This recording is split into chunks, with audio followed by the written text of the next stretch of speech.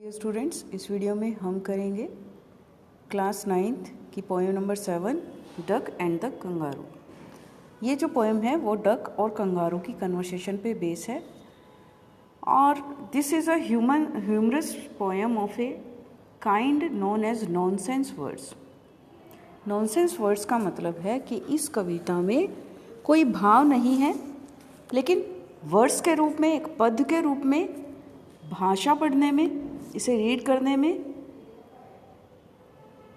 ये हमें एंजॉय देती है, आनंद देती है। क्यों? क्योंकि this is a humorous poem, ये एक रोचक कविता है। तो let's start. Said the kangaroo duck to the kangaroo, बतख ने कंगारू से कहा, good gracious how you hop over the fields and the water too. बतख ने कंगारू से कहा कि तुम हाउ यू हॉप, कितना अच्छा कूदते हो, खेतों के ऊपर से और पानी के ऊपर से भी। As if you never would stop, और ऐसे कूदते हो जैसे कि तुम कभी भी रुकोगे ही नहीं। My life is a bore in this नेस्टी pond. Nested pond मतलब गंदे तालाब में, नेस्टी होता है गंदा, और मेरा जो जीवन है वो इस गंदे पॉन्ड के अंदर, तालाब के अंदर जो है वो उबाऊ हो गया है, बोरिंग हो गया है। And I long to go out in the world beyond, I wish I could hop like you, said the duck to the kangaroo. कहता है और मैं यहाँ से दूर जाना चाहता हूँ। आई लॉन्ग टू गो, मेरी इच्छा है कि मैं यहाँ से दूर जाऊँ, और I could hop like you, और मैं भी तुम्हारी तरह उछल कूद कर सकूं। Said the duck to the kangaroo, duck ने कंगारू से कहा। Please give me a ride on your back, said the duck to the kangaroo. Duck ने कहा, बतख ने कहा कंगारू से कि मैं तुम्हारे पीठ पर बैठकर सवारी करना चाहता हूँ। I would sit quite still, मैं बिल्कुल स्थिर बैठूंगा, शांत बैठूंगा। And say nothing but quack, और क्वैक के अलावा और कुछ भी नहीं कहूँगा। The whole of the long day through, पूरा दिन जो है मैं तुम्हारे साथ रहूँगा। And we would go to the Dee and the jelly Bolee, ये दो प्लेस हैं क्योंकि डी यहाँ पर जो है कैपिटल है और जेली बोली भी कैपिटल है, कि हम डी और द जेली बोली पर जाएंगे। ओवर द लैंड, जमीन पर, एंड ओवर द सी, जमीन के ऊपर से, समुद्र के ऊपर से। Please take me a ride और do, said the duck to the kangaroo, कृपया मुझे सवारी करवाओ, बतख ने कंगारू से कहा। Said the kangaroo to the duck, अब जब डक ने कंगारू से रिक्वेस्ट की घुमाने के लिए, सवारी करवाने के लिए, तो कंगारू ने डक से क्या कहा? This requires some little reflection, perhaps on the whole it might bring me luck. कहते हैं इसके लिए हमें कुछ चीज़ों की जो है वो थोड़ा सा सोच विचार करने की आवश्यकता है, और इससे कुल मिलाकर जो है मेरे लिए जो क्या होगा, एक लक होगा, एक सौभाग्य होगा तुम्हें सवारी करवाना।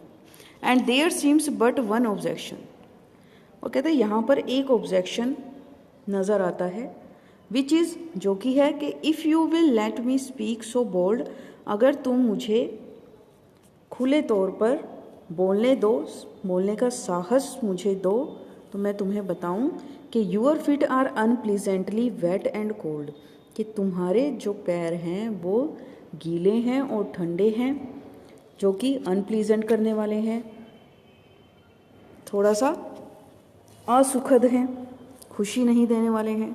And would probably give me the rheumatiz, rheumatiz जो होता है वो गठिए की बीमारी होता है, और हो सकता है कि ये मुझे गठिए की बीमारी देंगे।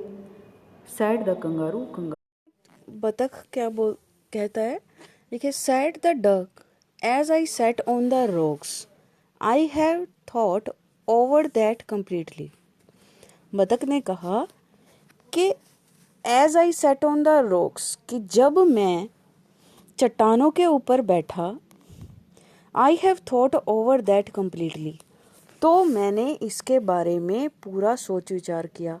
थॉट सोचा, कम्प्लीटली मतलब पूरी तरह से इसके बारे में सोच विचार किया। And I bought 4 pairs of worsted socks which fit my web feet neatly, और इसके लिए मैंने क्या किया कि 4 जोड़े जो हैं वोर्स्टेड होता है वुलन, ऊनी, सॉक्स मतलब जुराबों का जोड़ा, 4 ऊनी जुराबों के जोड़े मैंने खरीदे। Which fit my web feet neatly, जो नीटली मतलब अच्छी तरह से, जो मेरे पैरों को अच्छी तरह से, जो ये है